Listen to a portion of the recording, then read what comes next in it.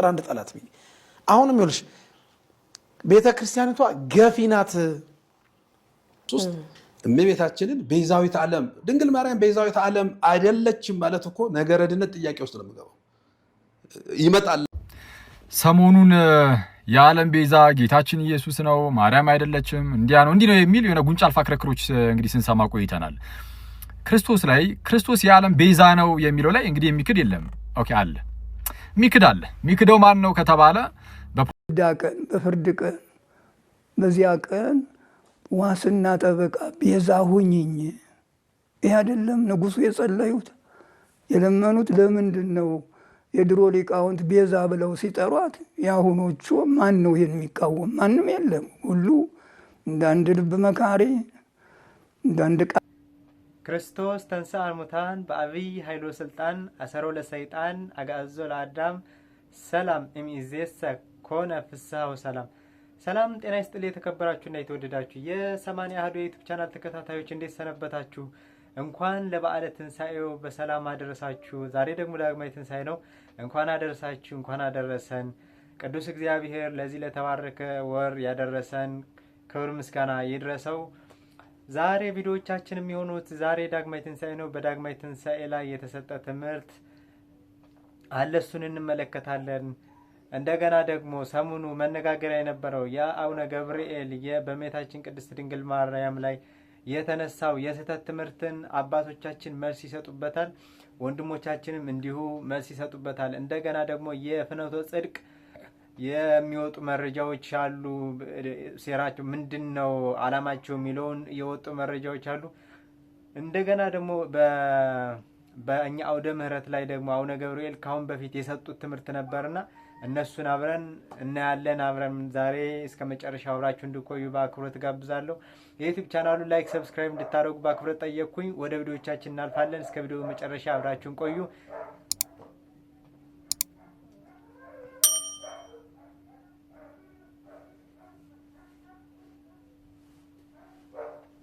ዳግም ትንሣኤ በእኛ እሁድ ዳግም ትንሣኤ በእኛ በልምድ አባባል ዳግማይ ትንሣኤ ተብሎ ይጠራል።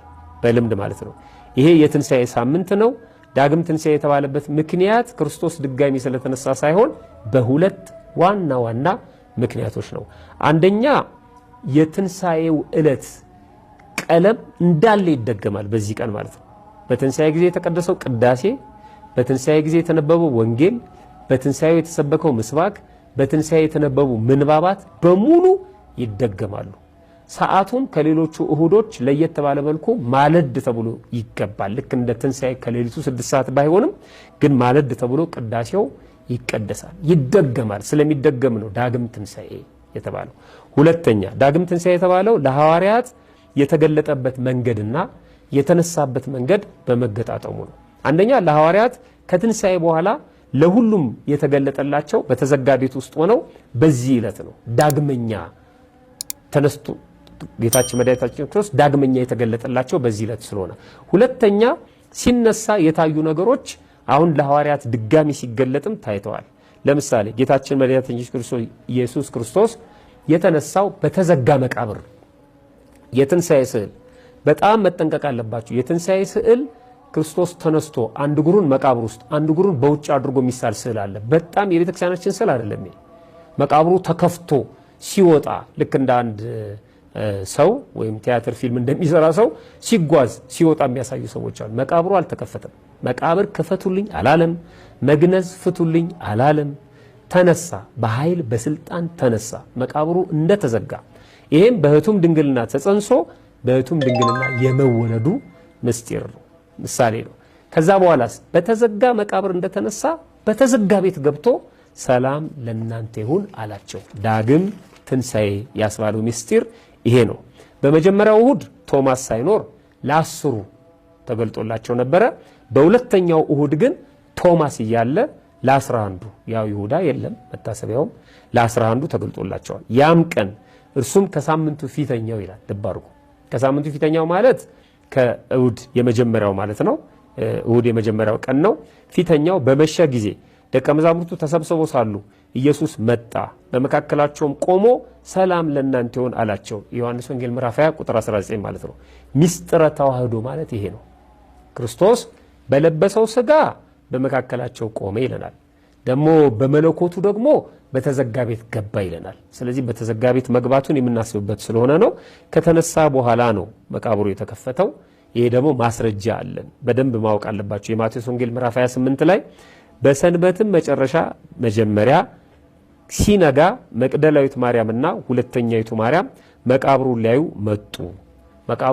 እንደውም ድንጋዩን ማን ያንከባልለናል እያሉ ነበር። መቃብሩን ሊያዩ መጡ። እነሆ የጌታ መልአክ ከሰማይ ስለወረደ ታላቅ የምድር መናወጥ ሆነ። ቀርቦም ድንጋዩን አንከባለለውና በላዩ ተቀመጠበት ይላል። የማቴዎስ ወንጌል ምዕራፍ 28 ከቁጥር 1 እስከ 2። ክርስቶስ ከተነሳ በኋላ መልአኩ መጣ። ከመጣ በኋላ ድንጋዩን አንከባሎ ተቀመጠበት፣ ዋሻው እየታየ። ለምን? የሚመጡ ሰዎች ድንጋዩ እንደተገጠመ ቢሆን ኖሮ ማተሙ ፊርማው እንዳለ ቢሆን ኖሮ ክርስቶስ ውስጥ ነው ያለው ብለው ይጠብቁ ነበር። ስለዚህ ስለነሱ ነው መነሳቱን እንዲያምኑ ይሄው የለም ብለው መላእክቱም አሳይቷቸዋል። ለዛ ነው መቃብሩ ክፍት ሆኖ የሚታየው ተነስቷል ለማለት። በዚህ ቀን ዘመድ አዝማድ ይጠያየቃል። የንስሐ ልጆች የንስሐ አባታቸውን ይጠይቃሉ። የክርስትና ልጆች የክርስትና እናትና አባታቸውን ይጠይቃሉ። በዚህ ቀን አክፋይ ይወሰዳል። በነገራችን ላይ አክፋይ ወስዳችሁ ታውቃላችሁ? እኔ በደንብ ወስጄ አውቃለሁ። የምታስታውሱ ድፎ ዳቦውን፣ እኔ ሶስቱን ነገሮች በጣም አረሳቸው። ድፎ ዳቦ አንድ፣ ይህ ስንዴው ሽታው፣ ሁለተኛ ደግሞ ትሪው፣ ይሄ ትልቁ ትሪ የአፄ ኃይለ ሥላሴ አፄ ምኒልክ ትሪ ማለት ነው።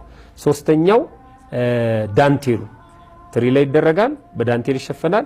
ከዛ ትሪውን ስትሸከሙት ትሪው ጩኸቱ ራሱ ስትራመዱ ማለት ነው ጭንቅላታችሁን ያማችኋል። እንደዛ እየተሸከምኩኝ አክፋይ ወስድ ነበርና ከዛ በጋዜጣ የተጠቀለለ ደግሞ የሚጠጣ ነገር ይወሰዳል። ለምንድን ነው ይሄ የሚደረገው? ክርስቶስ ሐዋርያትን በተዘጋ ቤት ገብቶ አጽናንቷቸዋል። ተጨንቀው ሳለ ደጆቹን ዘግተው አይሁድን ፈርተው ሰላም ለእናንተ ይሁን ብሏቸዋል። ስለዚህ የምስራች ነው። ኢትዮጵያውያኑ እየሄዱ ዘመዶቻቸውን ይጠይቃሉ። ክርስቶስ ተነስቷል፣ ሰላም ለእናንተ ይሁን ብለው። የአክፋይ መጠያየቅም የመጣው ከዚህ የተነሳ ነው ማለት ነው። ሰላም ለኩልክሙ፣ ሰላም ለእናንተ ይሁን። አሜን አሜን። ቃሌት ያሰማልን። ለመምራችን ለመጋቢ ሃይማኖት ምትኩ አበራ እንግዲህ አሁን ዳግማይ ትንሣኤ ምን ማለት ነው፣ ለምን ዳግማይ ትንሣኤ የተባለ የሚለውን በደንብ አብራርተው አስተምረውናል። ቃሌት ያሰማልን። ዳግማይ ትንሣኤ ጌታችን መድኃኒታችን ኢየሱስ ክርስቶስ በተዘጋ ደጅ ወይም በተዘጋ በር ገብቶ ለሐዋርያቱ ሰላም ለሁላችሁ ይሁን ብሎ ዳግም ከትንሣኤ በኋላ የገለጠላቸው ስለሆነ ለዛ ዳግም ትንሣኤ ተብሎ ይከበራል። ሌላኛው ደግሞ በዕለተ ትንሣኤ ወይም በዕለተ ትንሣኤ እሁድ ማለት ነው፣ በፋሲካ ዕለት የሚደረጉ ትምህርቶችና ማህሌቶች ድጋሜ የሚቀርቡበት ጊዜ እንደሆነ አስተምሮናል። ቃለ ሕይወት ያሰማልን። አሁን ቀጣይ የምናልፈው ወደ አቡነ ገብርኤል ባነሳቸው ትምህርቶች ላይ ተመርኩዘው አባቶቻችንና ወንድሞቻችን ምን አሉ የሚለውን እናያለን። ማስረጃዎችም ቀርበውበት እመቤታችን ቅድስት ድንግል ማርያም በዛውታ ዓለም እንደምትባል ያቀረቡት ማስረጃ አለ። እስቲ ወደ መምህር አብይ እስቲ እንለፍና መምህር አብይን የሚሉን ሰምተን ቀጣይ የምናየው ከሱ ቀጥለን ደግሞ ፍኖተ ጽድቅ በስተጀርባው ለምንድን ነው እንደዚህ አይነት ትምህርቶችን የሚያስተላልፈው የሚለውን የወጡ መረጃዎች አሉ። እነሱ እንከታተላለን። አብራችሁን ቆዩ።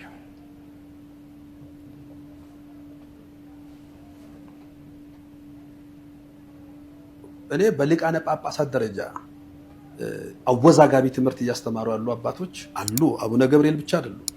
ብፁዕ አቡነ ባርናባስ ከዚህ በፊት ኢየሱስ አማላጅ ነው ብሎ አስተምረዋል። እዚሁ በወለ መድኃኔዓለም አውደ ምሕረት ላይ ህዝቡን ግራ እስኪያጋቡ ድረስ አስተምረዋል። እኔ አሁን ቅዱስ ሲኖዶሱ የአቡነ ገብርኤልንም ጉዳይ ሲያይ እንዲህ አይነት ትምህርቶችን የሚያስተምሩ አባቶችን ቁጭ አድርጎ ካልሆነ በነገራችን ውሳኔ ያስፈልጋል። ይሄ በትክክለኛው መንገድ የኦርቶዶክስ አሁን በርናባስ ከአህያ ስጋ ጋር በጣም መነጋገር የነበረው ይሄ ስጋ የአህያ ስጋ ይባላል። እሱ እኮ እሱ በጣም የወረደ ትምህርት ነው። እሱ እኮ ምንም ዝግባ የሚባል አይደለም። ነገረ ክርስቶስ ላይ አሜሪካ ሆነው እዚህም ኢትዮጵያ መጥተው አሁንም በነገራችን አቡነ ገብርኤል ሲያስተምሩ ነበሩ። ቁጭ ብሎ እሳቸው አቡነ ባርናባስም ነበሩ እዛ ፍኖተ ጽድቅ አዳራሽ ላይ እንዴት ተመጋገቡ ለኔ። አዎ ይሄ ትምህርት ሰጥ እኮ አቡነ ባርናባስም ነበሩ ይሄ ትምህርት ሰጥ እዛ ቪዲዮ ላይ እኮ አለ። ይሄኛው ትምህርቱ በነገራችን ይሄ ሌላኛው ክፍል አለ። አቡነ ባርናባስ ያሉበት ትምህርት አለ። አሁን ጥያቄ እንዳልወጣ እንጂ ይቅርታ ከአነሳው ለጥያቄ እንዳልወጣ እንጂ እነዚህ አሁን የተጠቀሱ ስማቸው አባቶች የእውቀት ማነስ ችግር እንደሌለባቸው ነው የሚነገረው። ቤተክርስቲያኑ በጣም የተማሩ በነገራችን ከሚባሉት ናቸው። ስለዚህ ወም ብለው አሁን ከአውዳችን እንዳንወጣ እንጂ አቡነ ባርናባስ አባ ወልደ ትንሣኤ ተብለው በነበሩበት ጊዜ ማህበረ ቅዱሳን ስመ ጽድቅ ላይ ወጥተዋል። ቱሃን በልተን ብንቀድስ ችግር የለውም የሚል ገና ሞኖክሲ ሆነው ኦልሞስት እኮ ለውግዘት በተቃረቡበት ነው እንግዲህ ሲኖዶሱ መከፈል ምናምን ጳጳስ አድርጓቸው ዛሬም ያን ትምህርታቸውን ይዞ ነው ያሉት። ስለዚህ እውቀት ማነስ ሳይሆን በፍጹም የእውቀት ማነስ ይሰሩት ያለው በደንብ ይሄ ምንም ጥያቄ የለውም። እኔ የእውቀት ማነስ አቡነ ባርናባስም ጋር አቡነ ገብርኤልም ጋር አለ ብዬ አላምንም። የእውቀት ማነስ እንዴት ይሆናል? ይሄ ቱሃን በልተን ብንቀድስ ችግር የለውም ከእውቀት ጋር ይገናኛል? ይሄ እኮ ሆን ብሎ ቱሃን በልተ ክርስቶስን ስጋና ደም ብትቀበል ችግር የለውም የሚል ጳጳስ ቤተክርስቲያኒቷ ተሸክማ አጀንዳ አድርጋ መዋየት ሲገባት ኋላ ምንኩስና ነበር፣ አሁን ጳጳስ ሆኖ ኢየሱስ ክርስቶስ አማላጅ ነው ብሎ ያምናሉ። አሁን አቡነ ባርናባስ ይሄ ቤተክርስቲያኒቷ ትምህርት ነው አይደለም። ይሄን አጀንዳ አድርጎ መዋየት አለበት ሲኖዶሱ። አባ ገብርኤልን ጉዳይ ሲይዝ ይሄን የመሳሰሉ ጉዳዮችን ይዞ አብሮ መዋየት መቻል አለበት። ይሄ ግድ ስለሆነ ማለት ነው። ስለዚህ ውጭ ያለው ሰዎች የሚያራግቡት እኔ ሁለት ጉዳይ ይመስለኛል። አንደኛ ቤተክርስቲያኒቷ ሀዲዷ ስታለች ለማስባል ይሄው ትልልቅ አባቶቻችሁ እንኳን ይሄን ነው የሚጠቀሙት፣ እናንተ እንዲህ አትሉም እያሉ ነው። በነገራችን አትሉም እንዲህ አታስተምሩ። እኛ አንተ እየኖርክበት ያለውን እያስተማርክ ያለውን ሕያው በሆነው መስዋዕቱ በቅዳሴው እያሳየ ያለውን ትምህርት ዛሬ አይ ክርስቶስን ኦርቶዶክስ ቤዛ አትልም፣ ቤዛ ድንግል ማርያምን የክርስቶስን ቤዛነት ለድንግል ማርያም ሰጥታለች። አይን ያወጣው ውሸት ነው ይሄ ምዕመናንን ለማደናገር የሚጠቀሙ። ሁለተኛ እነዚህ ሚዲያዎች ላይ ሌሎችም አሉን ነው እዛ ውስጥ መዋቅር ውስጥ እንዲህ አይነት ስራ የሚሰሩ ሌሎችም ሰዎች አሉን ነው። ቤተክርስቲያኒቷ በነገራችን እኔ ወደፊት በሰፊው ስለ ሐዲሶ እንቅስቃሴ አሁን ያለበትን ሁኔታ ስናይ እጅግ አስፈሪ ነው። በነገራችን አጀንዳችን ውጭ ያወጣናል እንጂ በመዋቅር ውስጥ ያሉ ከቤተ ክርስቲያኒቷ ደሞዝ የሚበሉ እንግዲህ አሁን እንደሰማችሁት ነው። አቡነ ገብርኤል ብቻ ሳይሆኑ በእንደዚህ አይነት ትምህርት ላይ ያሉ አቡነ በርናባስ ያው እውነት ነው እዛ ትምህርቱ በሚሰጥበት የእመቤታችን ቤዛዊተ ዓለም አትባልም ተብሎ በአቡነ ገብርኤል በሰበኩት ስብከት ላይ እዛው ፊት ለፊት ቁጭ ብለው አይተናቸው ነበር። ካሁን በፊትም እኔ ሰምቼ ነበር እንደዚህ አይነት ትምህርት ጌታችን መድኃኒታችን ኢየሱስ ክርስቶስ አማላጅ ነው ብለው ሲሰብኩ አቡነ ገብርኤል ሳይሆኑ አቡነ በርናባስ ማለት ነው። እና አንድ ጊዜ ዲያቆን ዮርዳኖስ አበበ ለእሳቸው መልስ ሰጥቶላቸው እንደውም ዲያቆን ዮርዳኖስ አበበ ዝም ብሎ ነው ተሳዳቢ ነው ስለሚሳደብ ነው እንጂ ጳጳሳት ይሳደባል ተሳዳቢ ስለሆነ ነው እንጂ እሳቸው እንደዚህ አይሉም የሚል አንድ ጊዜ መከራከሪያም ወጥቶ ነበረና እስቲ እንቀጥል። በቃ ወደ ቤተክርስቲያን ይመለሳል። ተከታታይ እኔ ፍኖተ ጽድቅ ወደፊት በሰፊው እንመጣበታለን። በነገረ ድነት ጉዳይ ለነዚህ ልጆች ምትኩ አበራ የሰጠው ትምህርት አለ። በዚሁ አዳራሽ አልተላለፈም። በነገረ ክርስቶስ ትምህርት መምህር ኢዮብ መኑ ይዘን ሄደን የሰጠው ትምህርት አለ፣ አልተላለፈም። ኦርቶዶክሳዊ ማይንድ ሴት ዲያቆን ታደሰ ወርቁ ያስተማረው ትምህርት አለ፣ አልተላለፈም። ኦርቶዶክሳዊ የመጽሐፍ ቅዱስ አጠናን መምህር ተስፋዬ ሞሲሳ የሰጠው አለ። ከመምህራኑ ጋር 7 ቀን አዳማ ቁጭ ብለን የፍኖተ ጽድቅ መምህራን ጋር የተደረጉ ዲስኩሽኖች አሉ፣ አልተላለፈም። ተቀርጿል አለ፣ በደንብ አለ። ይሄ አልተላለፈም። ስለዚህ ኦርቶዶክሳዊ ትምህርት እንዲተላለፍ አይፈልግም። እኔ ያኑ አሁን ግራ የገባኝ አሁን እኮ እግዚአብሔር በሚያውቀው እኔን ግራ የገባኝ እኛ መልሰናል፣ ወደ ቤተክርስቲያን ወደ መዋቅር አምጥተናል። ይሄን ትምህርት በነገረ ድህነት ጉዳይ እኮ በነገረ ክርስቶስ ጉዳይ እኮ ክርክር ስነሳ የነበረው እኮ መምህር ኢዮብ ከ2 ቀን በላይ የፈጀበት ትምህርት ተቀርጿል። ያን አስቀምጦ ድንግል ማርያም ቤዛዊተ ዓለም አትባል የሚለውን ትምህርት ማስተላለፍ ለምን ተፈለገ? ፍኖተ ጽድቅ መጠየቅ አለበት። በዚህ ዋቅሩ ይሄንን ይዞ በኤዲቶሪያል ፖሊሱ ተገምግሟል። የነዛም ቢሆን ሳይገመገም ይተላለፍ እያልኩ አይደለም። ተገምግሞ መተላለፍ ካለበት በዚህ ጉዳይ የተሰጡ ትምህርቶች ሁሉ መተላለፍ ያለባቸው። ለምን ምንድነው ቆርጦ የአቡነ ገብርኤልን ትምህርት ብቻ ማስተላለፍ የተፈለገው? ያውም ይሄን ያህል ኦርቶዶክሳዊነት ያለበት ትምህርት። ስለዚህ ፍኖተ ጽድቅ ጠቅላላ መንፈሳዊ ማህበር ደክመናል፣ ዋጋ ከፍለናል። ወደዚህ ወደ መስመር ስማችን ጭምር ተሰድቦበታል። ግን ዛሬም በትንሣኤ ቀን እጅግ ያፈርኩበትን ልንገር። በትንሣኤ ቀን የክርስቶስ ትንሣኤ በሚሰበክበት ቀን የእመቤታችን ክብር የሚዋረድ ትምህርት ፍኖተ ጽድቅ አስተላልፏል። ይሄ አሳፋሪ ድርጊት ነው። ማህበሩ በማህበራት መምሪያ በኩል በተገቢ ሁኔታ ሊጠየቅ ይገባል። ይህን ነው የምለው። መልካም። ምናልባትም ቅድም ቃለ ሕይወት ያሰማልን መምህር አብይ፣ እንግዲህ አሁን እንደሰማችሁት ነው አቡነ በርናባስ ካሁን በፊት ትዋን በልተን ብንቀድስ ምን ማለታቸው ይሆን? እንግዲህ አሁን ማለትም ጌታችንና መድኃኒታችን ኢየሱስ ክርስቶስ ቅዱስ ሥጋውና ቅዱስ ደሙን ለመቀበል የሰው ልጅ ትዋን በልቶ ቢቀበልም ችግር የለውም እና የፍኖተ ጽድቅ ማህበር አንደኛ የሚሰጡበት የመናፍቃን አድራሽ እንትን አይደለም፣ ያን ያክል ለሁላችንም የተደበቀ አይደለም።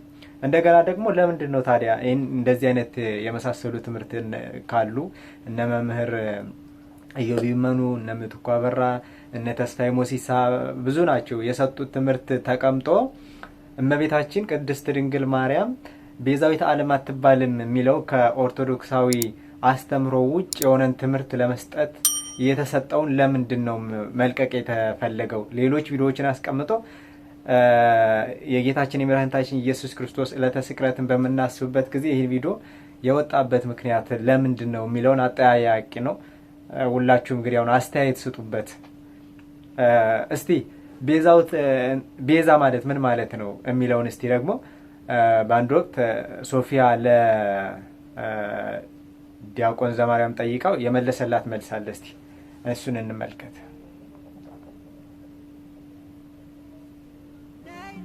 ነው እዚህ ጋር መዝሙሩ የሚለው። ስለዚህ የዓለም ቤዛ የዓለም መድኃኒት የሚል ዝማሬ ሰምቻለሁ እና ይሄ ዝማሬ እንዴት ነው የዓለም ቤዛ ክርስቶስ ነው ካልን አይጋጭም ወይ? መልስልኝ። ወይስ ዝማሬውን ትቀበለዋለህ አትቀበለውም ወይ? ትክክል ነው ወይ? ከመጽሐፍ ቅዱስ አንጻር ሲታይ ትክክል ነው። ምንም ጥርሰት የለበትም። ትክክለኛ መዝሙር ነው። ምን ማለት ነው ግን ቤዛ ስንል ነው ጥያቄው። ቤዛ ማለት ትርጉሙ እንደው መጀመሪያ ቤዛ የሚለው ትርጉም ነው። ቤዛ ማለት ትርጉሙ ይኸው። ቤዛ ማለት ለብዙ ሲሆን ቤዛት በቁሙ ዋጋ፣ ካሳ፣ ለውጥ። ይኸው እዚህ ጋር ምትክ፣ አላፊ፣ ዋቢ፣ ዋስ፣ መድን፣ ተያዥ፣ ጫማ ቤዛ ተብሏል። ሲጀምር ቤዛ ማለት ምን ማለት ነው? ለተሰቀለ አካል ብቻ የሚሰጥ ስያሜ ነው ወይ ነው ከመነሻ? እንደዛ ከሆነ ከዚህ መጽሐፍ ቅዱስ ጋር እንጋጭ ነው። ምን ብሏል? ሙሴን ቤዛ ስለተባለ ማለት ነው። ሙሴ ቤዛ የተባለበትን አውድ እንፍታው። ዌልካም አሁን ያስኬዳል። ሙሴ ግን ለዓለም ስለተሰቀለ አይደለም ቤዛ የተባለው። ሲጀመር ደግሞ ቴክኖሎጂ ሪዲሚሽን ማለት ቤዛ ማለት ራሱ ማለት ነው። ለምሳሌ ስለ አይን ፈንታ አይን የሚለውን ግዕዙ ብታነቤ አይን ቤዛ አይን ይላል። ለአይን ተሰቅሎ የሞተው አይን ማለት ነው አይደለ? ምትክ እኮ ማለት ነው። ምትክ ብቻ ግን ማለት አይደለም። ይኸውልሽ እዚህ ጋር አሁን ቤዛ የሚለው ቃል አገባቡ ስለ ፈንታ፣ ይኸው ምትክ ምክንያት ይላል። ቤዛ የሚለው ቃል ደቂቅ አገባቡ ስለ አይን ቤዛ አይን ሲል ስለ አይን ፈንታ ፈንታ ማለት ነው። ምትክ ማለት ስለ በቀዳማዊቷ ሔዋን ምትክ ያለችው ማናት? እመቤታችን ድንግል ማርያም ናት። የመጀመሪያዊቷ ሔዋን እባብን ሰማች። ዳግማዊ አዳም ይባላል ክርስቶስ። የመጀመሪያው አዳም እንደምናውቀው ብሉይ ኪዳን ዘመን ላይ ያለው ክርስቶስ የጽድቃችን ፀሐይ ከሆነ በሰማይ ፀሐይ ይገኛል። ደግሞ እመቤታችን ዳግሚት ሰማይ ትባላለች። ዳግሚት ሰማይ ማለት ሁለተኛ ሰማይ ማለት እውነተኛው የጽድቅ ፀሐይ ክርስቶስ ስለተገኘ ነው። ስለ የሚለው ነው ሲጀመር። ቤዛ ማለት ስለ ለክርስቶስ ሲነገርስ ስለኛ ኃጢአት ተወክሎ ሞተ ተሰቀለን። ሙሴ አሁን ምን ተባለ? ቤዛ ታዳጊ ምን ሆነ? እኔን ህዝቡን ከምታጠፋ እኔ ከሕይወት መጽሐፍ ሰርዘኝ እያለ ቤዛ ሆነ፣ ታዳጊ ሆነ። ምክንያቱም ቤዛ የሚለው ቃል ምን የሚላለው? ታዳጊ የሚል ትርጓሜ ያለው። ቤዛ የሚለው ቃል ታዳጊ የሚል ትርጓሜ ያለው። ሰዓት አለቀ። ቃሌት ያሰማልን ወንድማችን ዲያቆን ዘማርያም ዘለቀ እናመሰግናለን። በጣም እግዚአብሔር ይስጥልን። ያው እንግዲህ የቤዛ ትርጉም ይህንን ይመስላል ማለት ነው። ዋቢም ማለት ነው፣ ዋስ ማለት ነው፣ ምትክ ማለት ነው፣ ጫማ ማለት ነው። እና እንግዲህ አሁን የቤዛን ትርጉም ሳናቅ ስለ ቤዛን ሀሳብ ባንሰጥ እንደው ይሻላል፣ ዝም ማለት ይሻላል። እና አባቶቻችን እነ ቅዱስ ሙሴ ቤዛ ተብለዋል። በሐዋርያት ሥራ ምዕራፍ 7 ቁጥር 35 ላይ ጀምሮ ማንበብ ይቻላል።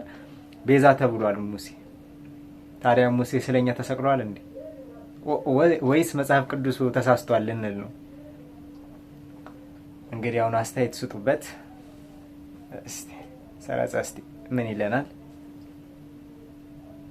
ፕሮቴስታንቱ በዚህ ሰሞን ቤዛችን ኢየሱስ ነው፣ አትደንግጡ ሃሽታግ ተጀምሯል ምናምን። ይህ ቤዛ የሚለው ቃል ራሱ ትርጓሜው ምንድን ነው ብለህ እኮ የሆነ ማን ነው ይህን ነገር ግን የተናገረው ብለህ ወደኋላ ብትሄድ ቤተክርስቲያን ናት ቤዛ የምትለውም ማለት ነው። እንዲሁ እናንተ የተዘጋባችሁ እንዲሁ አንተ ግን ምን አደርጋችሁ ነው የምታስቡን? ግን እኛን ግን እንዲሁም ፕሮቴስታንት እንዲሁ አቅም ኑሮታው እንዲሁ አረ ተው ግን ተወፈሩ። የምሬ ነው።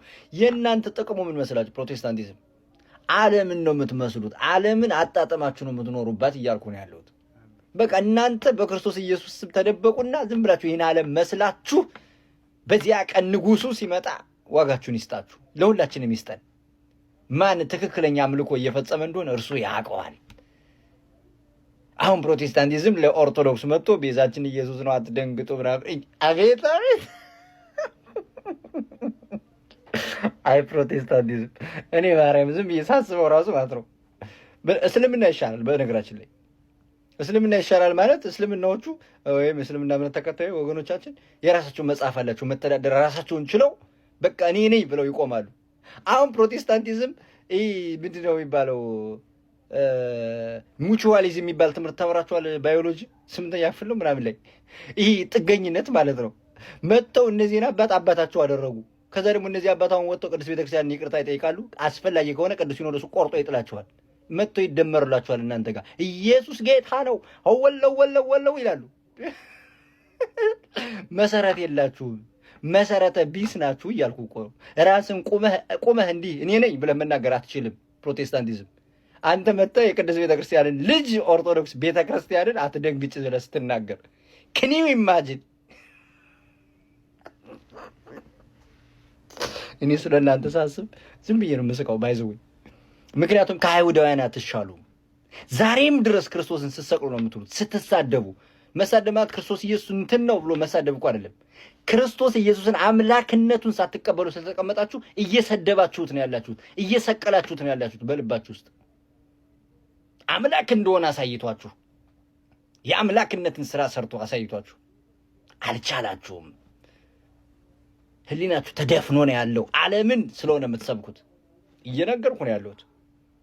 አንተ ነህ መጣሁን ደግሞ እናመሰግናለን ሰርጸ። እንግዲህ አሁን ቤዛ የሚለው ቃል ራሱ ከየት እንዳገኙት ረስተውታል ማለት ነው። ቤዛ የሚለው ቃል ከየት ነው ያገኙት? ጥያቄ ነው እንግዲህ እነሱ ይመልሱት።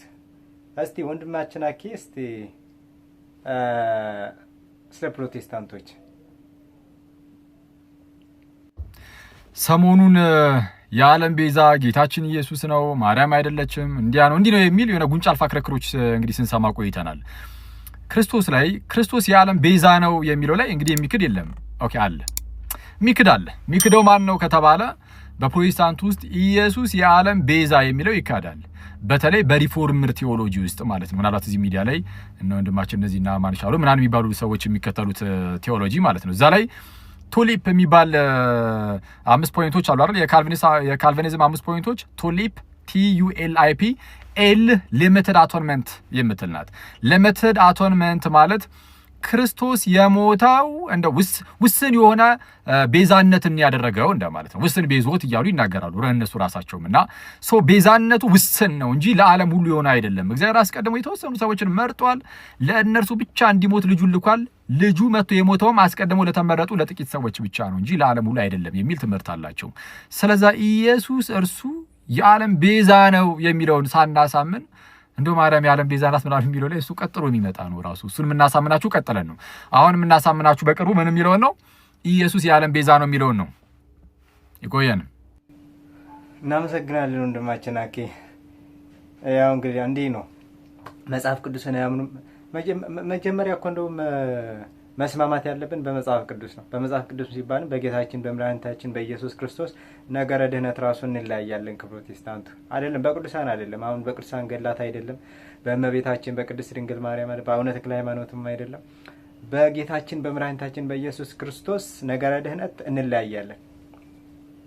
ይህ ነው ልዩነቱ። ገና መጽሐፍ ቅዱሱን ሳይጨርሱት ወይም መጽሐፍ ቅዱስ ላይ ሳንስማማ እናንተ ፍጡራን ታመልካላችሁ። መጀመሪያ መጽሐፍ ቅዱስ ላይ ነው ልዩነታችን ዋናው ማለት ነው። ገድላት አይደለም፣ ቅዱሳት መጻሕፍት ሌሎች አዋልድ መጻሕፍትም አይደሉም። እሱ ሳይሆን መጽሐፍ ቅዱስ እነሱ የሚያምኑበት መጽሐፍ ቅዱስ ላይ ራሱ አንድ ላይ በምናምነው መጽሐፍ ቅዱስ ራሱ እዛ ላይ ልዩነት አለ። ማለትም በነገረ ድህነት በነገረ ክርስቶስ ላይ ልዩነት አለን ማለትም እዚህ ላይ ነው ልዩነቱ። እንቀጥል እስቲ። ወደን አይደለም ማርያም ማርያም ማርያም የምንለው። አንዳንድ ሰዎች ጌታን ተቀበል ይላሉ። እንዴ ጌታን ተቀብለን ጌታ የተቀበላቸውን አለመቀበል ከመጽሐፍ ቅዱስ ሐሳብ ውጪ ነው። ድንግል ማርያም ወላዲት አምላክ ቅድመ ጸኒስ ጊዜ ጸኒስ ድህረ ጸኒስ፣ ቅድመ ወሊድ ጊዜ ወሊድ ድህረ ወሊድ፣ ከመጸነሷ በፊት ድንግል ነች፣ በጸነሰች ጊዜ ድንግል ነች፣ ከጸነሰችም በኋላ ድንግል ነች፣ ከመውለዷ በፊት ድንግል ነች፣ በወለደች ጊዜ ድንግል ነች፣ ከወለደችም በኋላ ድንግል ነች። እናትም ናት ድንግልም ናት።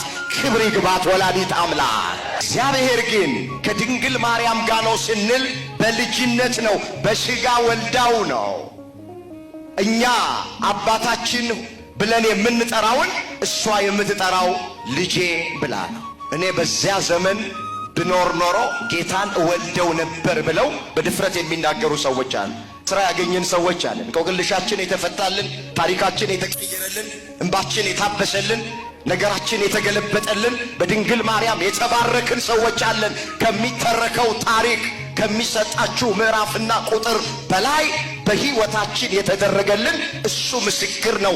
ወደን አይደለም ማርያም ማርያም ማርያም የምንለው በእሷ የተደረገልንን ስለምናውቅ ነው። እኛ ኦርቶዶክሳውያን ሁሉ ነገራችን ከእመቤታችን ጋር የተያያዘ ነው። ማንም ሰው ዛሬ መጥቶ የማርያምን ፍቅር ሊወስድብን አይችልም። እንደውም ክፉ ጎረቤት ዕቃ ያስገዛ። ቃለ ሕይወት ያሰማልን መምህር፣ እናመሰግናለን በጣም። ወደንም አይደለም ማርያም ማርያም የምንለው የገባን ገብቶን ነው። እንደ ተቆለፈባቸው ተቆልፎብን ሳይሆን እንደው የገባን ነገር ስላለ ነው። ለዛውም የጌታችን የመድኃኒታችን የኢየሱስ ክርስቶስን እናት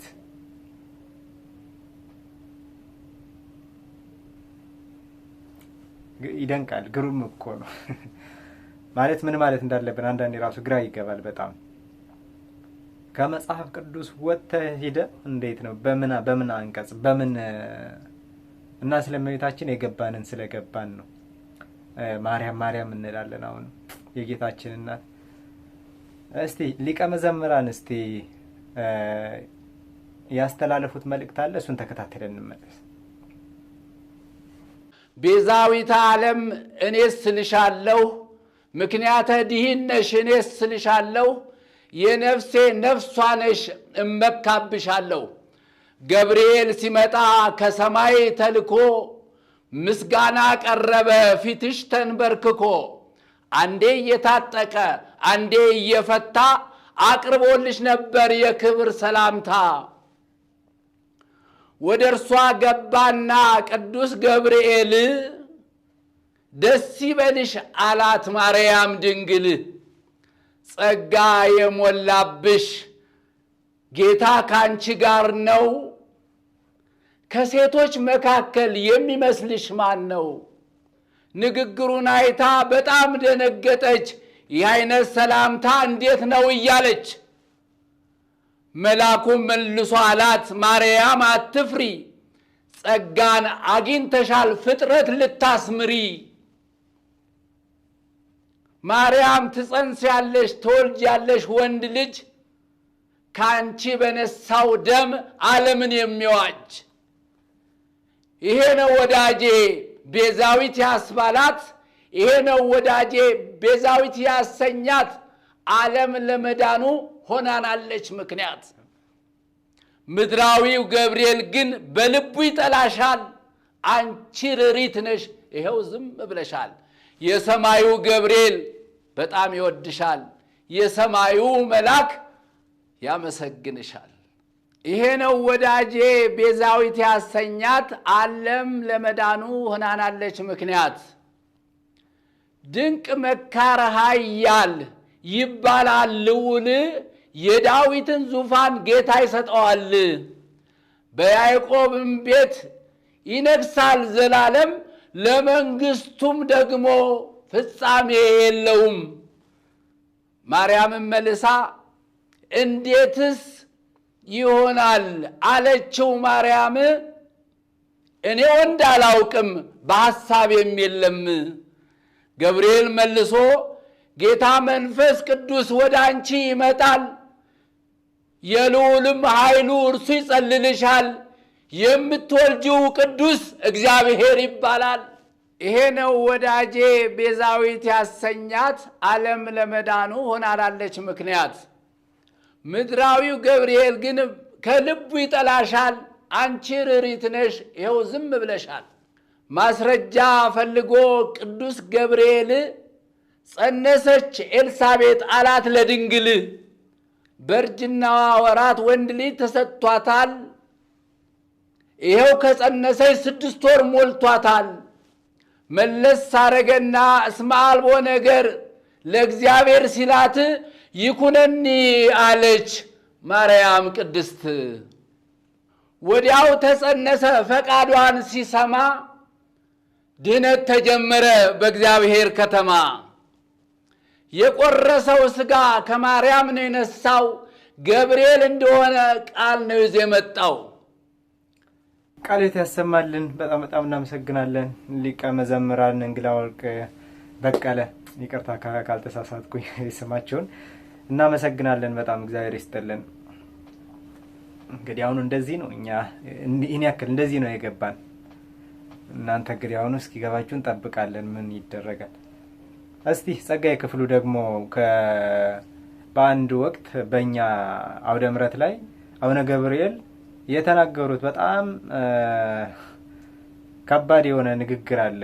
እሱን እንመልከት እስቲ።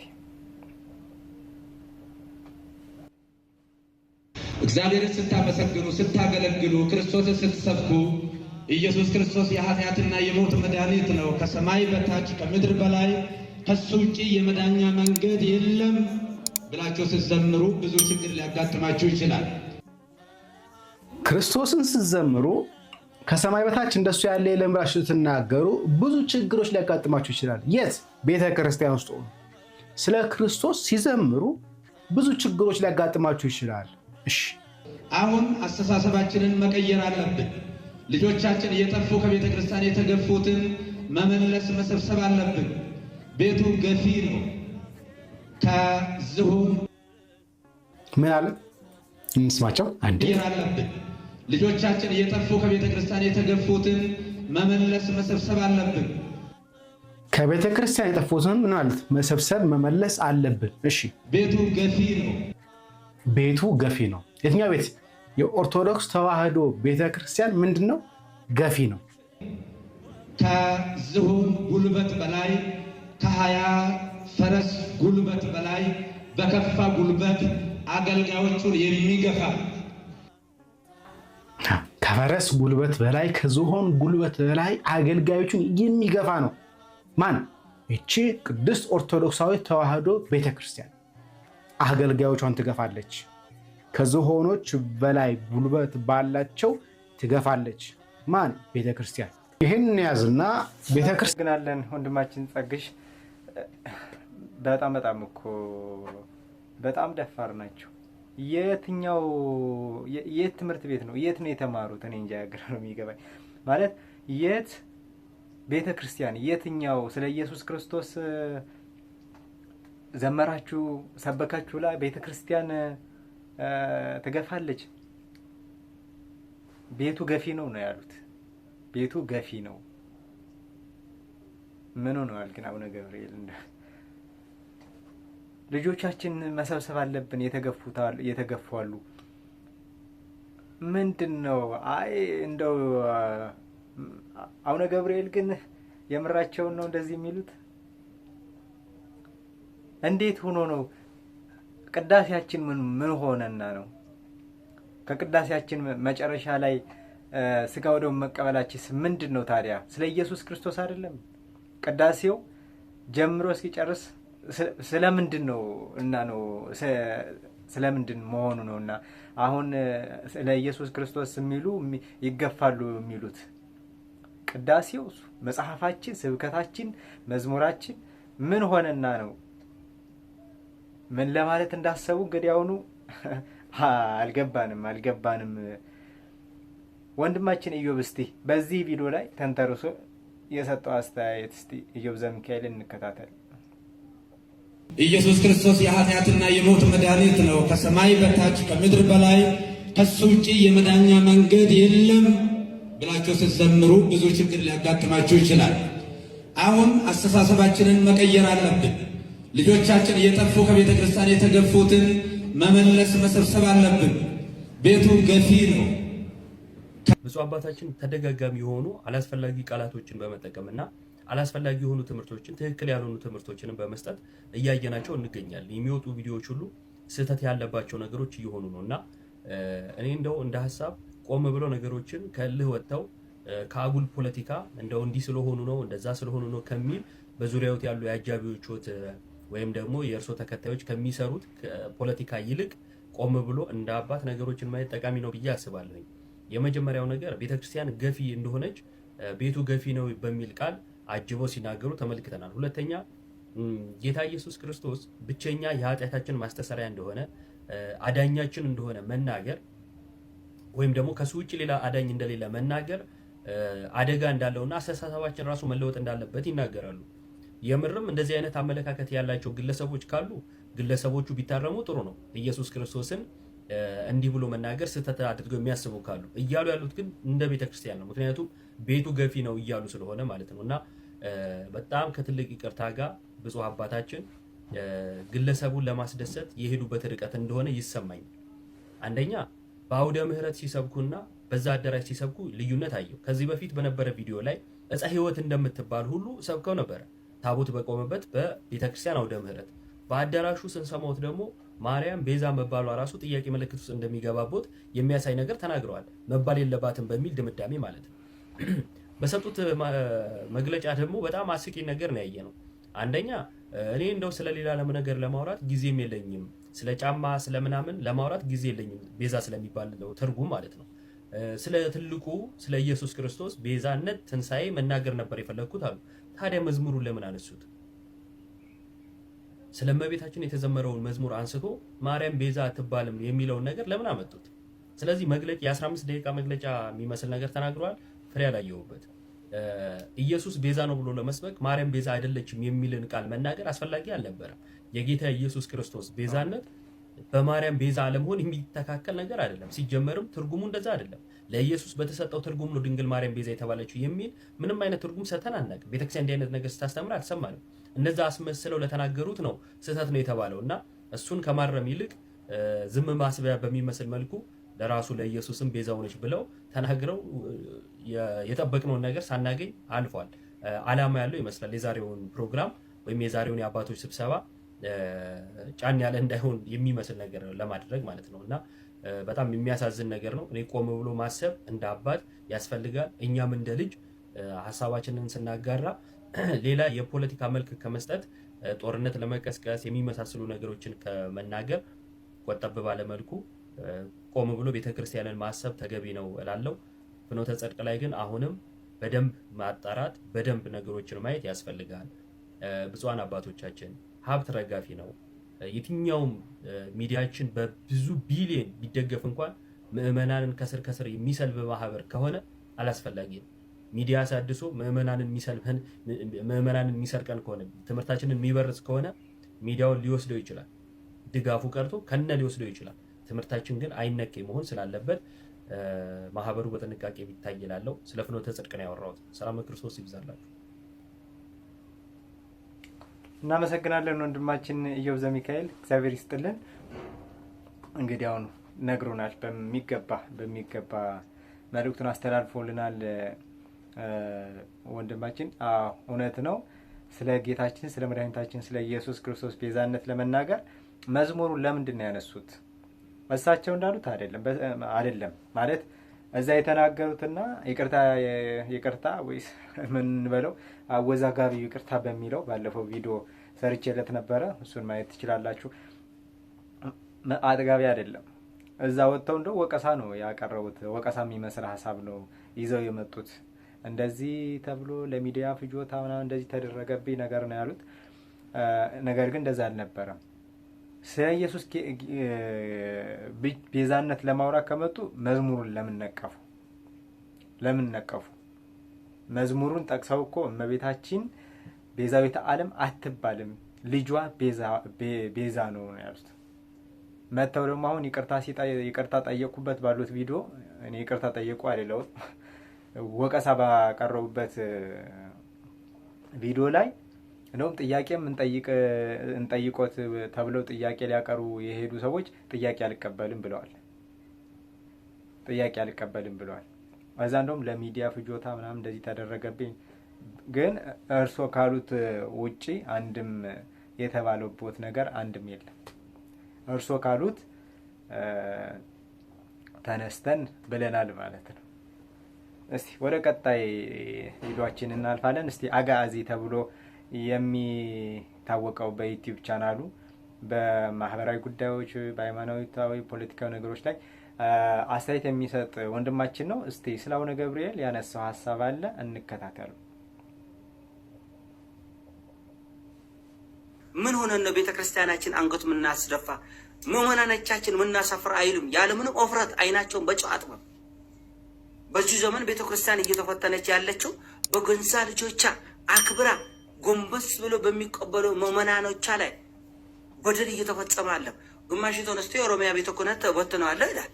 እንደ ሽፍታ ጫካ ወርደው ሽፍታ መሳሪያ ይዘው እንደሚያስፈራራ ወሊሰው ወርደው የኦሮሚያ ቤተ ክህነት ተቋቁሟል ተብሎ የኢትዮጵያ ኦርቶዶክስ ቤተክርስቲያን ጥቁር አልብሰው ህዝባችንን ደም እንባ አስነበው።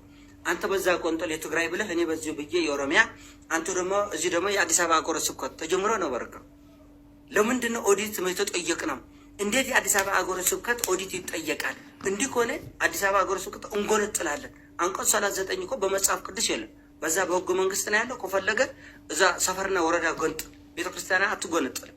ነገር ግን ሁሉም ባኮረፈ ቁጥር እኔ ቦሌ ቤተ ክህነት፣ እኔ የፒያሳ ቤተ ክህነት፣ እኔ ያርጎ ቤተክርስቲያናን እንደ ቁርጫ ሊከፋፈል የተነሳው ጳጳሳት ይሄ ሁሉ ፈተና የ5 ዓመት ኢትዮጵያ ኦርቶዶክስ ቤተክርስቲያን ከውጭ ከተፈተነችው በላይ በገንዛ ልጆች አልተፈተነችም። ፈተና ላይ እያለችው አይደለም እንዴ? እና አቡነ ባርጋር ምን አለ በዚህ ጊዜ ኢትዮጵያ ኦርቶዶክስ ቤተክርስቲያን ተመቻት፣ እንደዚህ ዘመንም የተመቻትም የለም ነው ያሉት። እውነት ተመችታታል ቤተክርስቲያን። እንኳን ኢትዮጵያ ቆርጦ አሜሪካም አልተመቻት። አሜሪካ በዚህ 4 ዓመት ውስጥ በ10 ትሪሊየን በላይ ዶላር አውጥታለች። ከዛም በላይ እኔ ቁጥሩ ስለባላቅ በትሪሊየን የሚቆጠር ዶላር ከኮሮና ጀምሮ በዓለም አቀፍ ኢኮኖሚ ቀውስ ምክንያት አሜሪካ እንኳን በትሪሊየን የሚቆጠር ዶላር አውጥታ ኢኮኖሚያን እየተንጎዳገደ ያለው ኢኮኖሚያን በቀኝና በግራ ቅሱት እየሞታች ነው ያለችው። ራሽያ ነችው ስንት ፈተና ውስጥ ነው ያለች። አውሮፓ ነችው ማአት መከራ ማአት ስቃይ ውስጥ ነው ያለ። እንኳን አፍሪካ እንኳን ኢትዮጵያ። አቡነ ወርገር ምን አለ? አረ ኢትዮጵያ ኦርቶዶክስ ቤተክርስቲያን አሉማን አይጭ አይደል እንዴ? እንደዚህ ዘመን ምን የተሞጨ ምን ቆረባት ምን ጎደሎ ደግሞ አለ አይደለም? እውነት አይደለም? በገንዛ ልጆች አይደለም እየተፈተነች ያለ። የውዝግብ ሀሳብ ያነሳሉ። አቡነ በርናባስ አሜሪካ ያሉት ሊቀ ጳጳስ ምንድን ነው ያሉት? የአህያም ስጋ የበሬም ስጋ የሚበሉም አለው፣ የዘንዶም የውሻም የሚበላ አለው።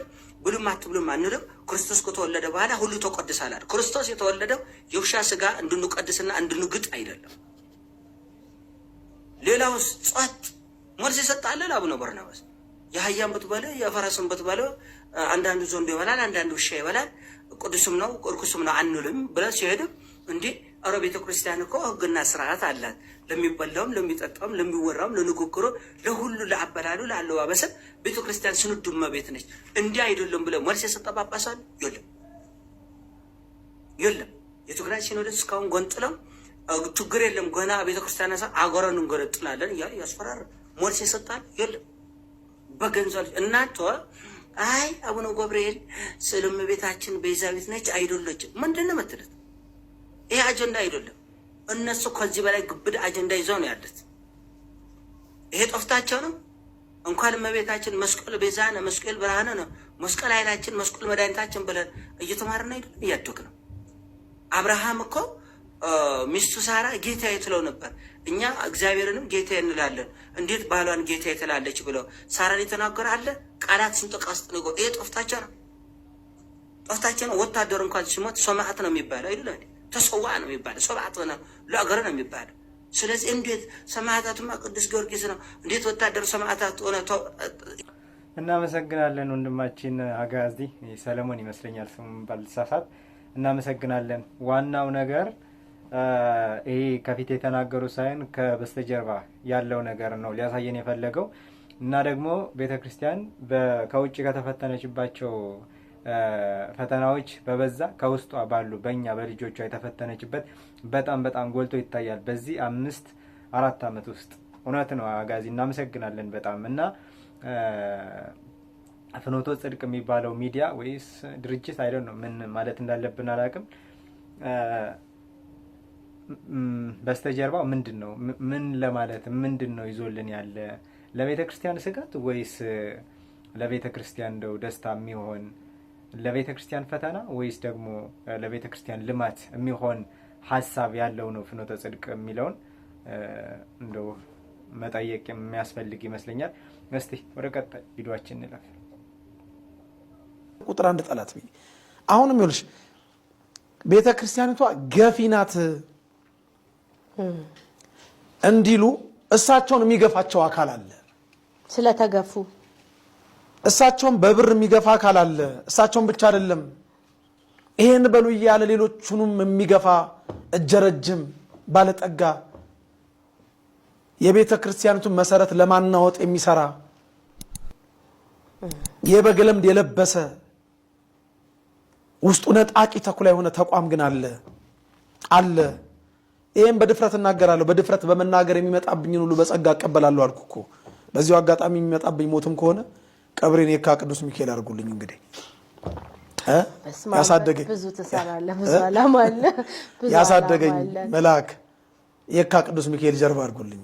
ምንም ስጋችሁን የሚገድሉትን አትፍሩ ስለሚል ቃሉ ስጋንም ነፍስንም መግደል የሚችለውን እግዚአብሔርን የሚፈራ ልብ ለኔም ለሁሉም ይስጥ መድኃኔዓለም አሜን አሜን። እንደዛ ይስጠን። ከቤተ ክርስቲያኒቱ አስተምህሮት ውጪ የሆነ ትምህርት የሚያስተምሩትን እነበጋሻውን ሌሎቹንም ወዘተርፈ በራሳቸው ጊዜ የወጡትን ቤተ ክርስቲያን ገፍታ እንዳስወጣች እኮ ነው የተናገሩት። ምን እንዳሉ ታውቂያለሽ? የተገፉ አገልጋይ ልጆቻችን ነው ያሉት እኮ። መመለስ አለብን እነሱን የተገፉ ቤተ ክርስቲያኒቷ ከእግሯ እየሞተች ነው ያሉ ሰውዬ እኮ ናቸው።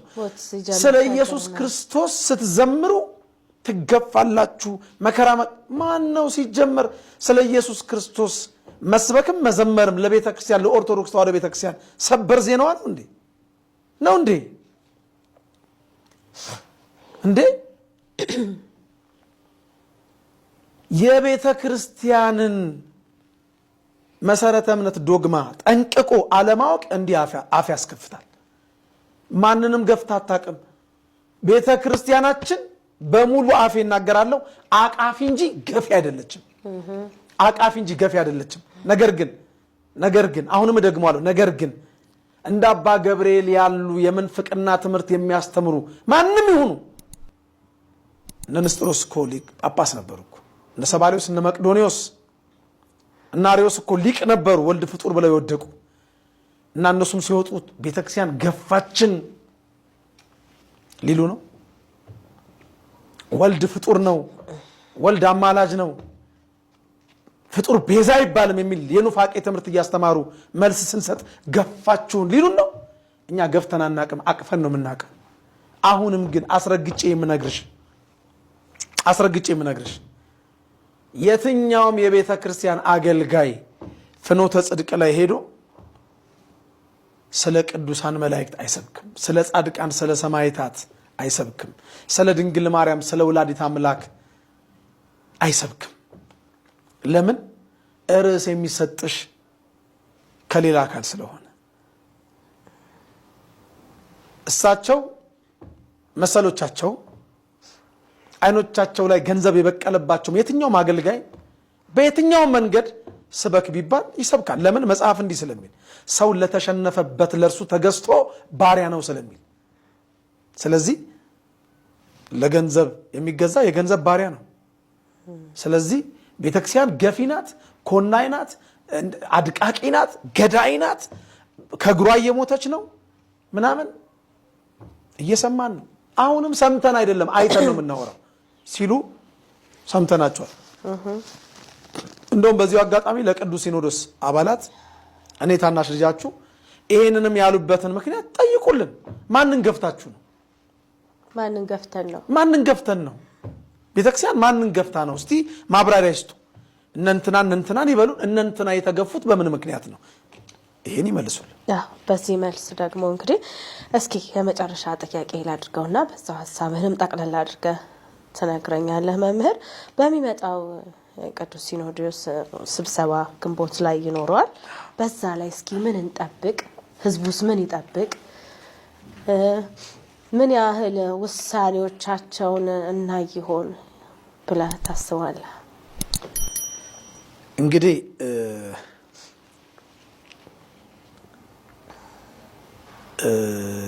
እንደ ቤተ ክርስቲያን ልጅነቴ እንደ አንድ የኦርቶዶክስ ተዋሕዶ ቤተ ክርስቲያን አገልጋይነቴ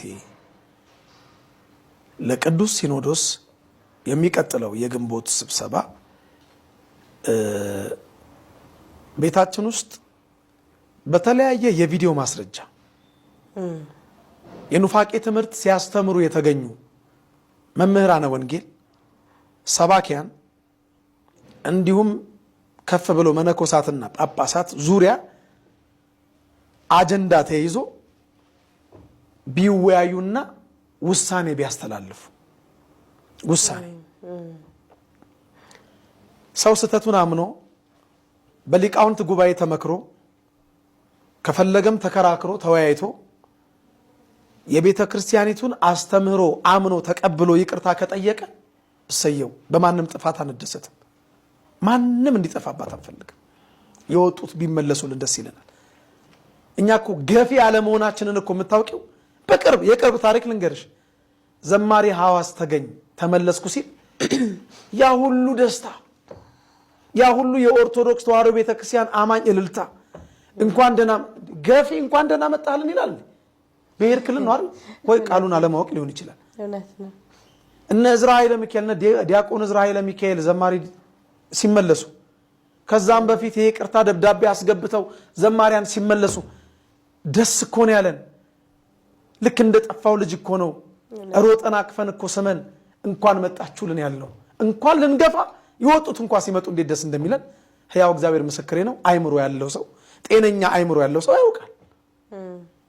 ነገር ግን አልመለስም በኑፋቄ በክህደቴ እዘልቃለሁ የሚሉትን አገልጋዮች በቅዱስ ሲኖዶስ ምልዓተ ጉባኤ ላይ ቀርበው መልስ እንዲሰጡ በአቋማቸው ከጸኑ ውሳኔ እንዲሰጡልን በሕያው እግዚአብሔር ስም በቅድስት ቤተክርስቲያናችን ስም እለምናለሁ።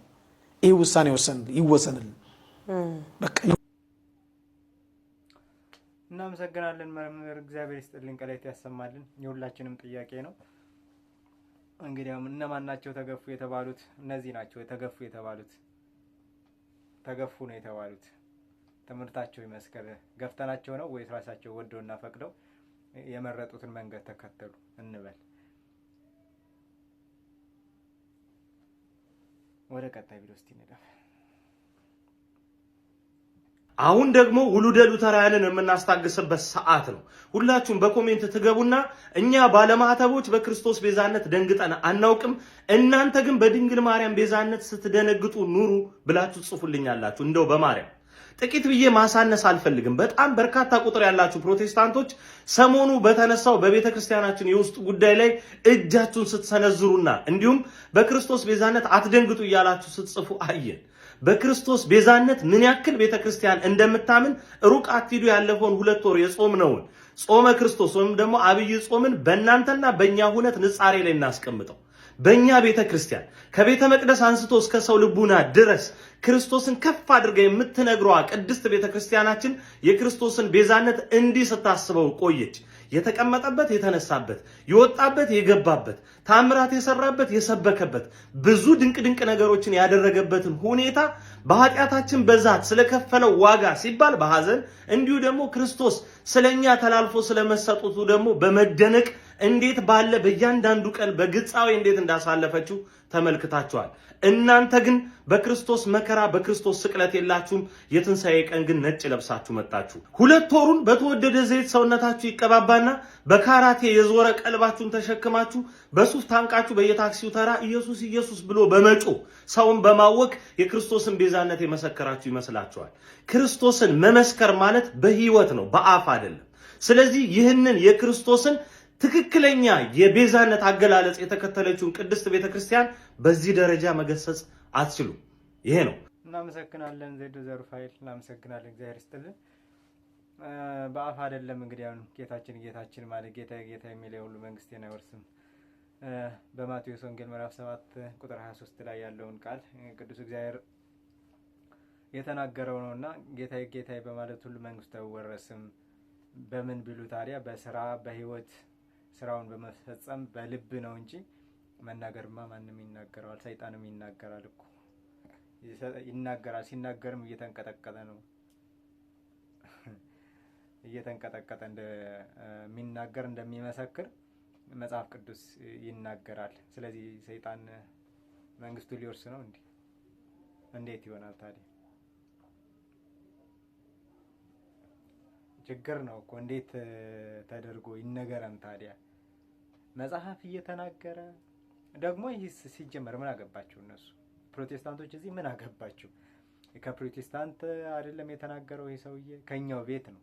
የኛው ቤት ከኛው ቤት ከሆነ ደግሞ እኛ መታረም ካለባቸው እናርማቸዋለን፣ መቆጣት ካለብንም እኛ እንቆጣቸዋለን እንጂ የእነሱ ቤት አልነካን።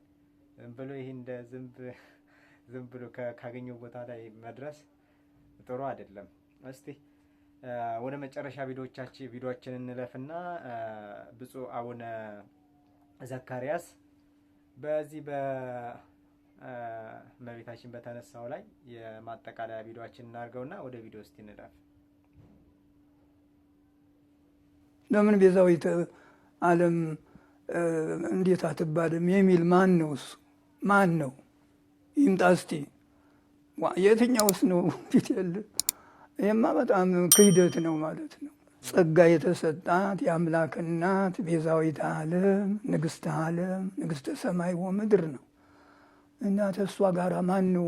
ማንስ ነው ቀና ብሎ የሚያየው? ማን ነው ደግሞ እንዲሁ የሚቃወመው የሚከራከረው? የትኛው ነው? ዓለሙ መጥፎ ነው። ከዚያም ዝም ብለው መዘበራረቅ አያስፈልግም።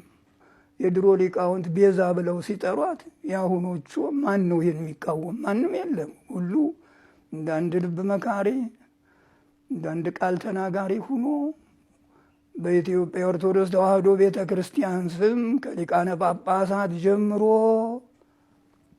ቤዛዊተ ኩሉ ማይላት የለም። ገድሉም ድርሳኑም ተአምሩም መቅድሙም ከዚህ ከመጽሐፍ ቅዱስ ከፊቴ ከተቀመጠው ውስጥ ነው። እንግዲህ ወንጌል መክበበ መጻሕፍት፣ የመጻሕፍት ሁሉ መንጫ መፍለቂያ አለቃ ጠበቃ ነው ወንጌል። ገድሉም ድርሳኑም ይከበራል፣ ክቡር ነው። መከራችሁን አይተው የሰሩት ነው እና አባቶቻችን ሐዋርያትም ቅዱሳንም ሂዱ፣ አስተምሩ፣ ድዌዎችን ፈውሱ፣ ሙታንን አንሱ። ታዲያ ከዚህ የበለጠ ምን ቃል ኪዳናል? እመቤታችን ከዚህ በላይ ናት። እናመሰግናለን። ቃለ ሕይወት ያሰማልን ቅዱስ አባታችን በረከቱ ይድረሰን። ምን ማለት ይቻላል እንግዲህ አሁኑ ከዚህ በላይ ሁሉ ቪዲዮዎች አየን። ይህን ቪዲዮ ሁላ ማየት የሚያስፈልገው ጥርት ያለ ነገር እንዲኖረን ነው እንጂ ተደጋገመ። ሰሞኑ ሁላ ሲነገር ነበር። እኔም እንዲህ ቪዲዮ ባልቀርጽም ቪዲዮዎችን ለቅቅ ያለው ነገር ግን ተደጋገመ። በቃ እንደውም ይህ እኮ የእኛ ስንፍና እኮ ነው እንደዚህ እንዲሆን እንደዚህ አይነት ነገሮች እዚህ ላይ እንደውም በጣም ጊዜ እንድንወስድ ያደረገን የእኛ ስንፍና ያለመማራችን ነው። ቃለ ሕይወት ያሰማልን። ላስተማሩን ለመከሩን ሁሉንም እግዚአብሔር ይስጥልን። ቪዲዮውን ላይክ፣ ሰብስክራይብ ማድረግ እንዳትረሱ፣ ሼር ማድርጉት። አዲስ የዩቲዩብ ቻናል ነው፣ እንድታበረታቱኝም እጠይቃለሁ። ላይክ፣ ሰብስክራይብ፣ ሼር አድርጉ። በቀጣይ ቪዲዮ እስከምንገናኝ ድረስ ቸርን ሰንብት። እግዚአብሔር ይስጥልኝ።